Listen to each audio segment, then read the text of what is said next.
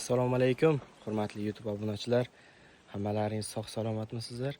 Xudo xolasa bugun o'tgan safargi videomizning davomini, tanoblarning bugungi holatlarini, ona ko'chatni bugungi holatlarini, qanaqa ozuqalar berilayotgani va qisqacha bo'lsa ham tanoblarni bostirishda ikki xil usulni ko'rsatib o'tamiz.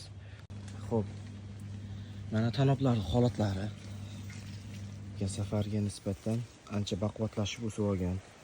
O'zi ikkinchi qatorni ham chiqarib boshlagan.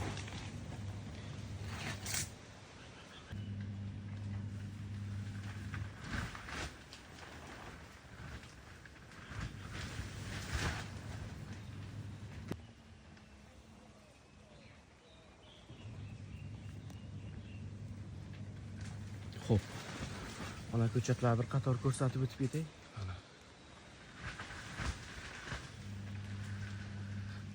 Hamma elementlar yetarli, hech qanaqa kasalligi yo'q, Xudoga shukr. Holatlarni ko'rib turganlaringizdek. Marklari yaltillab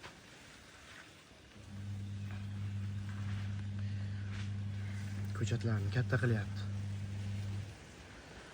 Pishishi bilan bu ko'chatlarni hammasini uzib kasetaga o'tkazamiz.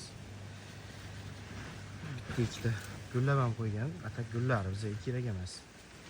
Asosan tanobga ishlasa bo'ladi.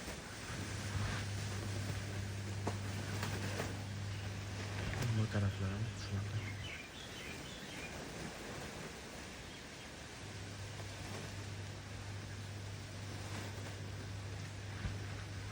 Xo'p. Tanoblarga keladigan bo'lsak, tanoblarning holatlari. Mana shunaqa ildiz chiqardimi o'zi tanoblar pishgan desak ham bo'laveradi. Ularni bemalol kasetaga yoki stakanga o'tkazsa bo'ladi. Ko'chat qilishda asosan ikki xil usul bo'ladigan bo'lsa, stakanga o'tkazish bu ona ko'chatdan uzmagan holatda, ona ko'chatdan uzmasdan xuddi mana shu ko'chatni ona ko'chatni yoniga stakanga shpilka bilan qadab tutqizish bo'ladi. Bu ko'proq gidroponikaga xos emas. Nimaga deganda gidroponikada uni bostirishga sharoiti ham yo'q. Noqulayroq. Yerga bo'ladigan bo'lsa juda ham qulay. Aytaylik, mana shunaqa yerga stakan tushib turibdi. Oq ildizcha chiqarishni boshlagan. Stakanga mana shunaqa bostiriladi. Suv berib turilsa, ko'chat rosa baquvvat chiqib oladi. O'shalar haqida xohlasa hozir to'liqligicha to'xtalib o'tib ketamiz. Xo'p, bu yerda ikki xil stakanimiz bor. Aniqroq kaseta. Ichiga kakao solingan. Bularni onadan uzib ekishga turganmiz. Bular esa onadan uzmagan holatda mana shunga o'tkazib ko'chatlar tutiladi. Xo'p, mana bundan boshlaylik. Asosan bu yer uchun, buni ham aytib o'tdik. Gidroponikaga sal noqulayroq bo'ladi. Tasavvur qilamiz, yerda mana tanob tayyor pishib turibdi. O'shani bostirib yaxshi ko'chat oladigan bo'lsak,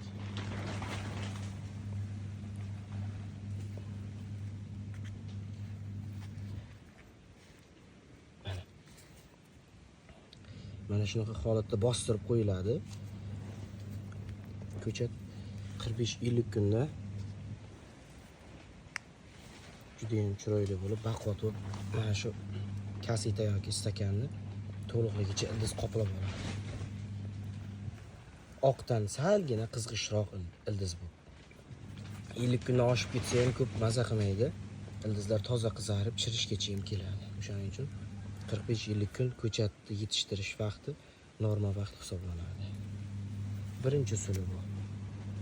Bu yerda men bu yerdagi hozir tanobni uzib tashladim.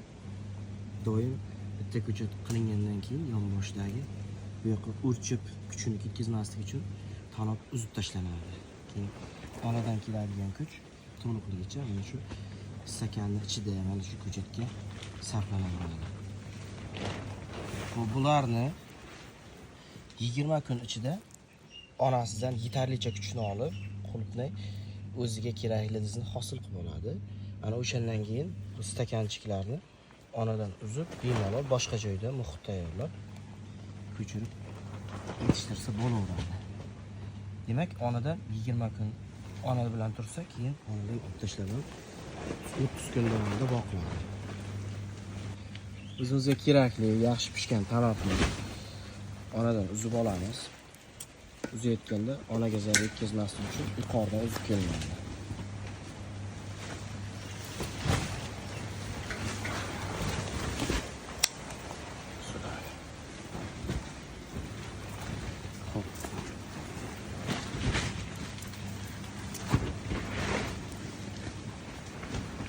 Stakanga kirish uchun taxminan bu 1,5-2 sm shunaqa qoldirib kesiladi.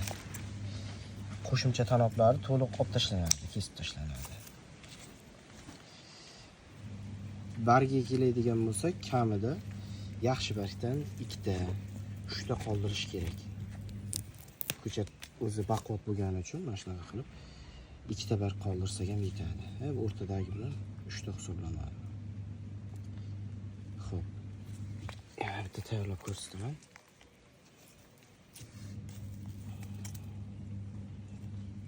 Qo'shimcha tanob to'liqligicha olib tashlanadi. Asosiy tanobdan 2 sm qoldirib kesiladi.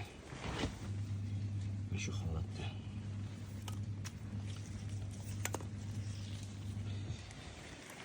Endi mana hamma har xil qiladi. Ko'pchilik mana bu tanobni shunaqa qilib onasidan olib sartarafga qilgandan keyin 1 kun, 2 kun dimlaydi, qora salofanga solib, mana bu yerdan oq ildizchalar chiqarib oladi tanasidan. U ham yaxshi usul, lekin men bunaqa qilib ham ko'rganman. Undan ko'ra tutish ehtimoli mana shuni onasidan uzgandan keyin yaxshilab bitta suvga botiriladi. 10-15 minut, ko'p emas, 10-15 minut suvga botiriladi. Mana bu yaxshi suvni shimigandan keyin mana bu yerda kasetalarga chiqiladi. Mana shu holatda. Ishi bo'ladigan bo'lsa, bosib.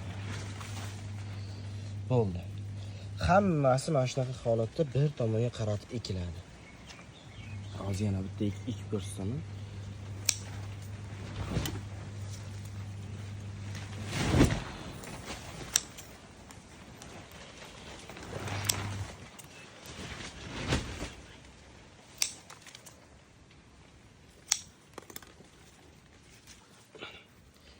Tayyor tanob. Janaqa ko'p bargini olib tashlash kerak emas. 2 ta 3 ta barg qolish kerak. Shunday qilib bosiladi. Ozgina ko'mib qo'yilsa bo'ldi. Shunday qilinadi. Keyin buni sho'ttirish ochiq holatda qoldirib bo'lmaydi. Chiroyli muhit tayyorlab, ustiga to'rt tortilgan sharoitcha qilib, kichkina do'galarga kasetalar bo'ladi-yu, 48 talik yoki 50 talik. 4 qator qo'yiladi. O'shaning ustiga salofan yopilib, taxminan 1 hafta, 7-8 kun atrofida 10 kungacha ham ko'chat holatiga qarab dimlanadi. Dimlanganda mana bu ko'chat o'ziga yetarlicha oq ildiz otib oladi.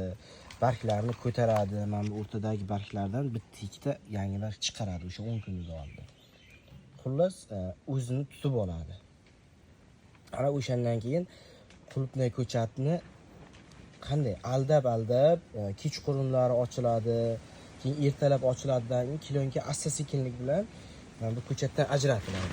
Keyin bu issiqda bemalol tura oladigan, so'limaydigan bo'lib, bu yog'iga o'zini tutib ketadi. Ozuqalari doimiy berib borilsa,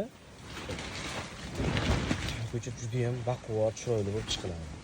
Taxminan 10 kuncha salafani tagida, qolgan 40 kunni esa ochiq muhitda to'rni tagida boqiladi.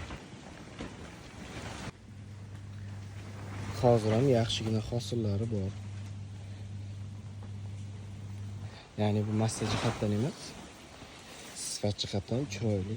Oz-moz hosillar chiqib turadi, bu yeyish uchun, sotishga emas. Xo'p, ko'chatlar biz aytgandek tayyor bo'ldi. Aytaylik, ha? Ko'chatlar tanoblari pishdi, kokosga o'tkazildi, kasitalar yerga taxlandi. Endi nima qilamiz? O'shalar haqida ham xudo xolasa ozmi ko'pmi aytib o'taylik. Xo'p, birinchi o'rinda bizga nima kerak? Yaxshi muhit kerak. Yaxshi suv keladigan, suvni hech qanaqa suvdan muammo bo'lmaydigan, demak, joy kerak bo'ladi. Usti yaxshi salqinatilgan, 4 setga tortilgan, hech bo'lmasa 55% lik setga tortilgan bo'lsa, juda ham yaxshi bo'ladi. Xo'p, hozir men u muhitni qilganim yo'q. O'shalarni sizga xudo xolasa sxemada ko'rsatib o'taman. O'sha sxemaga qarab tayyorlab berasizlar. Keyingi videoda o'zimiz qilib, bu yerda ko'p narsalar qolib ketyapti. Kokos qanaqa qilib yuviladi, qanday tozalanadi, qanaqa qilib tayyorlanadi, kasitaga qanchadan solinadi. Bu yerda faqat kokosni o'zi emas, perlit qo'shiladi, vermikulit qo'shiladi. O'sha jarayonlar haqida to'liq tushuncha hosil bo'lish uchun ishchilarni ishlayotganini, ko'chatni o'ng chapiga qarab taxlash, o'sha narsalarni xudo xolasa keyingi videoda aytib emas, ko'rsatib, xudo xolasa sizlarga tushuntirib beramiz. Hozir demak sxemani ko'rsataman, qay tarzda teplitsa yasalishi kerak, qay darajada soya bo'lishi kerak, suv qanaqa darajada kelishi kerak, o'shalar haqida. Xo'p, mana bu yerda men ozmi ko'pmi sxemada tasvirlaganman. Quyosh nurning tushib kelishi issiqxonaga. Bizaniki shunaqa holatga yasalib qo'ygan teplitsa, shu holatda quyosh nuri tushadi demak. Mana bu bochka, suv bochkasi, bunisi motor, bunisi kranlikcha.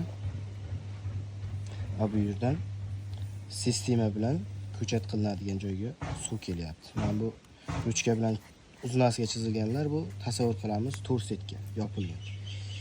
Xo'p, bu teplitsani uzunasi 20 metr, eni 7 metr. Mana shu yerga taxminan 35-40 mingtacha ko'chat ketish kerak. O'tgan yil shunaqa holat bo'lgan. Xo'p, bu yuqoridan ko'rinishi edi issiqxonani.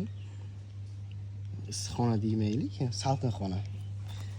Demak, muhitimizni yuqoridan ko'rinishi, bu yer esa pastdagi muhit. Xo'p. Mana bu yerda har bitta matematik katakchani tasavvur qilamiz, bitta donadan kaseta. Demak, 4 qatordan kaseta ketiladi. Kaseta qo'yishdan oldin o'rtadagi ikkita kasetaning orasidan bir qator uzunasiga oq shlankada suv sistema tortib kelinadi. Suv sistema. Keyin unga suvni yaxshilab purkab beradigan, demak, ana u qo'yiladi. Suv purkagichlar qo'yiladi. Suvni mana shunaqa holatda sochib berish kerak. Xudo xolasa. Keyingi videoda bularni ham ko'rsatib o'tamiz. Xo'p, bu kranchalarning orasida taxminan 2 metrdan tushadi. Demak, bu yer necha ekan? 2 metr masofada kranchalar orasi qo'yiladi. Sug'oriladigan ko'chatlarga suvni to'liq yetkazib berish uchun. 7 metr masofaga taxminan 3 qator muhit ketiladi. Bu yer dastlab kasetalar joylab chiqilgandan keyin yana bitta ichkaridan do'gacha qilinadi-dagini. O'sha do'gachani soyasida har aytganimizdek kilankaning tagida 8-10 kun turadi ko'chatlar. Do'gacha yopilgandan keyin. O'shanda ham ichkari tomondan suv berib turiladi. Har 2 kunda bir marta. Janaqa shitda ham qilib yuborilmaydi. Ichi qurib ham ketmasligi kerak. Normal holatda suv berib turiladi. Xo'p, faqat suvni o'zi emas, ozuqalarni ham berish kerak. Mana bu yerda ozuqalar ham yozilgan. Bemalol screenshot qilib rasmni tushirib olsalaringiz ham bo'laveradi. Xo'p. Esini taxminan 0.8, 0.7, 0.8 dan oshib ketmasin. Mana shunaqa holatda. pH esa 6 qilib beriladi. Dastlab beriladigan ozuqasi kalsiy nitrat beriladi. Bu yerda tonna hisobiga yozilgan, bu yerda esa 10 litr hisobiga yozilgan. Xo'p, 10 litr bo'yicha tushuntiraylik. Demak, kalsiy nitrat 6 gram. Bu yerda yantarni kislota yozilgan. Bu nima uchun? Ildiz sistemasini yaxshi oq ildizlarda yurish uchun. Ildiz dori sifatida yantarni kislota yozilgan. Demak, 2 gram. Xo'p, temir yarim gram. Bu 10 litr suv uchun. Demak, ammon nitrat tuzi yozilgan. Bundan 1 gram ammon nitrat ko'chatlarni o'stirib yurish uchun. Kalsiy nitrat esa baquvvat qilish uchun. Temirni bilamiz. Fotosintez, xlorofil donachilar uchun, ya'ni yashillikni ta'minlab turish uchun. Har 2 kunda bir suv beriladi. Birinchi kun bu berilsa, 2 kun tashaganimizdan keyin 3-kun bu beriladi. 3-kunda nimalar bor? 0,5234 o'sha monofosfat kaliy bor 5 gram, magniy sulfat bor 2 gram, mikrokompleks ya'ni mikroelementlardan 1 gram, keyin kaliy nitrat tuzidan 2 gram hisoblab beriladi. Bular ham chalkashib ketmangizlar, hammasi 10 litr suv uchun aytilyapti. 10 litr suvga. Endi sizga qancha suv ketadigan bo'lsa, moslashtirib olaverasiz. Mana shunaqa holatda ozuqalarni har 2 kunda bir marta bunisidan, keyin bunisidan qilib 4-5 marta shu ozuqa berilgandan keyin kelyonga olib tashlanadi. Keyin ochiq muhitda, shamolda suv berishi ham ko'paytiriladi. 2 kunda bir marta emas, kerak bo'lsa bir kunda 2-3 martagacha suv berib boriladi. O'shanda ozuqalar retsepti ham o'zgaradi, xudo xolasa. Ularni keyingi videolarda bir boshdan ko'rsatib o'taveramiz. Bularni ham screenshot qilib oling. Qanaqa stilda quriladi, qanaqa qilib sug'oriladi o'shalar haqida. O'tgan yili hammasini bittalab mana bu yerda bir kishi yuradidagini qo'lda qo'yib chiqqanmiz suvlarni. Qo'lda. Juda ham ish bo'lib ketadi. Qo'yadigan odamga ham. Keyin inson qo'li bilan qo'ygandan keyin ba'zi bir joylarga suv tushmay qolish hisobiga ko'chatlar ko'p o'lib ketadi. Bu yil xudo xolasa yerdan sistema qilamiz. Avtomatik qilib, mana bu yerda kran ochilgandan keyin hammasini bir vaqt o'zida bir xil qilib sug'orsak, ko'chatlar ham bir xil tayyor bo'ladi. Xudo xolasa klientlarimiz ham ko'chatlardan yaxshi hosillar olishiga sabab bo'ladi mana shu narsa ham. Hozir ko'chat qilish uchun zakaz olyapmiz. Xudo xolasa siz ham bemalol ko'chatga zakaz aytavering. Ko'chatlarimiz tayyor bo'lishi 1-avgustdan tayyor bo'laveradi. Xo'p, oktyabr oyining oxirigacha. Ana shu 3 oy ichida ko'chatlarimiz bizda bo'lib turadi. Avgust oyining boshi, sentyabr, oktyabr oyining oxirigacha xudo xolasa ko'chatlar sotuvda mavjud. Kuzatib borayotganlaringiz uchun hammalaringizga rahmat. Agar tushunmayotgan joylaringiz bo'lsa, bemalol kommentariyalarda yozib ketingizlar. Ularga qisqa javoblar yozib yuboramiz. Kanalimizga obuna bo'lib qo'ying. Xudo xolasa kuzatib boraveringizlar. Keyingi videolarda bundan ham chiroyli qilib, kamchiliklar bo'ladigan bo'lsa, savollar bo'ladigan bo'lsa, ularga ham javob yozib aytib o'tib, chiroyli qilib obzor qilib beramiz. Hammalaringizga rahmat.